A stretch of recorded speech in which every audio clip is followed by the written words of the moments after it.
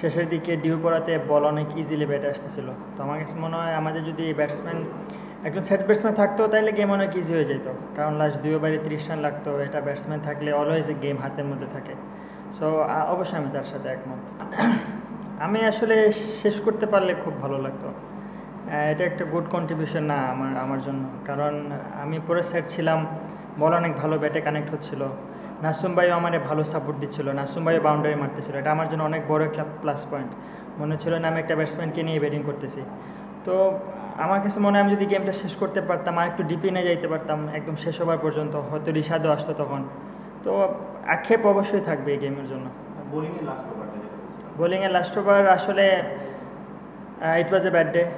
আমি মনে করি আর একটু এক্সিকিউশনে পারফেকশন আনতে হবে, এক্সিকিউশন এরর ছিল। আমি এটা নিয়ে কাজ করব।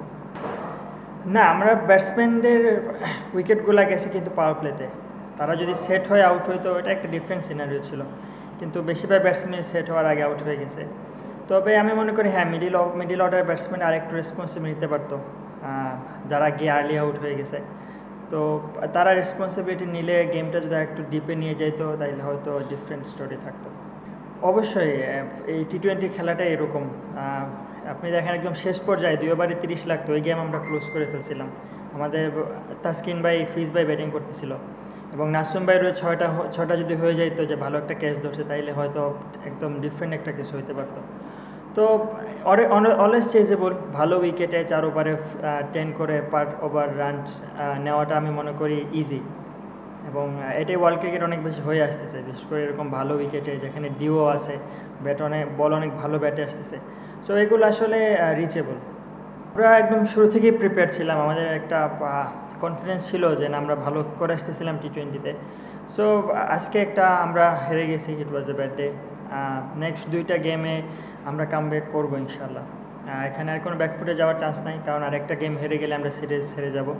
সো এটা ঘরের মাঠে, তো ডেফিনেটলি আমরা চেষ্টা করবো সিরিজ জেতার, যে করি হোক। কারণ আমরা বিদেশে যেহেতু ভালো করে আসছি, এখানে আমরা একটা এক্সট্রা অ্যাডভান্টেজ পাবো অবশ্যই, নিজেদের হোম। সো নেক্সট 2টা গেম আমাদের জিততে হবে। সময় আসলে সালাউদ্দিন স্যার অনেক বেশি কনফিডেন্স রাখে আমার উপরে। উনি প্র্যাকটিসে অনেক বেশি ব্যাটিং করায়, যেটা আমাকেও কনফিডেন্স দেয়। তো আমি চেষ্টা করি, এবং যারা এই টিম ম্যানেজমেন্টে যারাই আছে, একদম প্লেয়ার্স থেকে শুরু কোচেস, সবাই আমাকে বিশ্বাস করেই ব্যাটিংয়ে পাঠায় যে না, তুমি রান করতে পারবা। সো এটা অবশ্যই আমাকে একটা কনফিডেন্স দেয়। আমিও চেষ্টা করি রান করার, হয়তো কোনো দিন হয়, কোনো দিন হয় না, তবে চেষ্টা করতেছি কনসিস্টেন্সি আনার জন্য। আর ব্যাটসম্যানদের যে বিষয়টা বলেন, আমি মনে করি হ্যাঁ, আরেকটু দায়িত্ববোধ নিয়ে আমরা ব্যাটিং করতে পারতাম একদম শুরুতে। তামিম যেরকম একটা স্টার্ট পাইছিল, আসলে খুবই ভালো একটা স্টার্ট। তার ব্যাটে প্রথমে গিয়েই মিডিল হয়ে যাচ্ছিল ব্যাটে।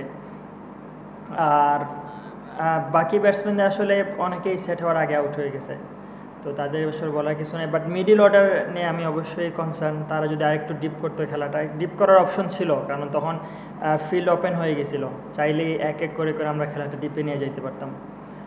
তো আমি মনে করি আরেকটু রেসপন্সিবল হইতে হবে আমাদের, এখানে আর কোনো অপশন নেই, রেসপন্সিবিলিটি নিয়েই ব্যাটিং করতে হবে। এটা আসলে ব্যাটসম্যানে ভালো এক্সপ্লেন করতে পারবে। আমি এই উত্তরটা আসলে আমার কাছে নাই, টু বি ভেরি অনেস্ট। আর যদি দেখেন, আমরা এখানে যখন বিপিএল খেলতে আসি তখন 180 200 অনেক সময় চেজেবল, বেশিরভাগ গেমই 160+ হয় এখানে। সো 160 ওয়াজ অবশ্যই চেজেবল ছিল, এবং আমি মনে করি ব্যাটসম্যানদের ভিতরে ওই কনফিডেন্সটা ছিল। কিন্তু আমরা মনে করি আমরা আসলে ব্যাকফুটে চলে গেছি পাওয়ার প্লেতে 4টা উইকেট হারানোর পরে। সো ওইখানে যদি অ্যাটলিস্ট 2টা উইকেটও পড়তো, তারপরেও গেমটা ইজিলি চেস করা যেত। এরকম না যে ডিফিকাল্ট হইতো, কারণ পরের দিকে তো আমি ব্যাটিং করছি। সো ইজিলি চেস হতো যদি আমাদের ব্যাটসম্যান কেউ থাকতো ওইখানে। সাকিব আল হাসান না থাকার পরেও প্রায় সময় গ্যালারি শুনি, বাট আজকে ভিন্ন এক সাকিবের জন্য এরকম চেয়ার আপ আপনি শুনেছেন কিনা, কেমন লেগেছে? না, কানে আসছে অবশ্যই, কিন্তু ওই যে বলেন, আমি আসলে প্রেশার মুভমেন্টে, তো ওই সময় প্ল্যানিং করতেছিলাম যে নেক্সট বল কী করতে পারে, ওইটা বেশি অ্যান্টিসিপেশন করার চেষ্টা করতেছিলাম তখন, এবং স্কোরবোর্ডে দেখতেছিলাম যে কীরকম ইকুয়েশন লাগে। আমি আর একটু ডিপে নিয়ে যাইতে পারলে খুব ভালো হতো, কিন্তু আমি একটু তাড়াহুড়া করছিলাম ওই সময়টাতে। আমরা আসলে খুবই সিম্পল প্ল্যান রাখার চেষ্টা করি, এবং এটা নিয়ে আমাদের কথা হয়েছে যে আমরা যেখানেই যাই আমরা আমাদের প্ল্যান এক্সিকিউট করার চেষ্টা করি, এক্সট্রাঅর্ডিনারি কিছু করার চেষ্টা করি না, ম্যাজিক বল করার চেষ্টা করি না। তো এটাই আমাদের বোলিংয়ের প্ল্যান থাকে, যে কারণে হয়তো আমরা কন্টিনিউয়াসলি ভালো করে আসতেছি, আমাদের বলার ডিপার্টমেন্ট ভালো করতেছে। আর ফিজ ভাই তো অবশ্যই ইদানিং অনেক বেশি ভালো বোলিং করতেছে, ওনাকে মারা এতটা ইজি হচ্ছে না। আর নাসুম ভাই ডেফিনেটলি ভালো বোলিং করছে, রিশাদ আমি বলবো ভালো বোলিং করছে, যদিও একটু এক্সপেন্সিভ হয়ে গেছিলো, বাট ও ব্রেক তো এনে দিয়েছে আমাদেরকে।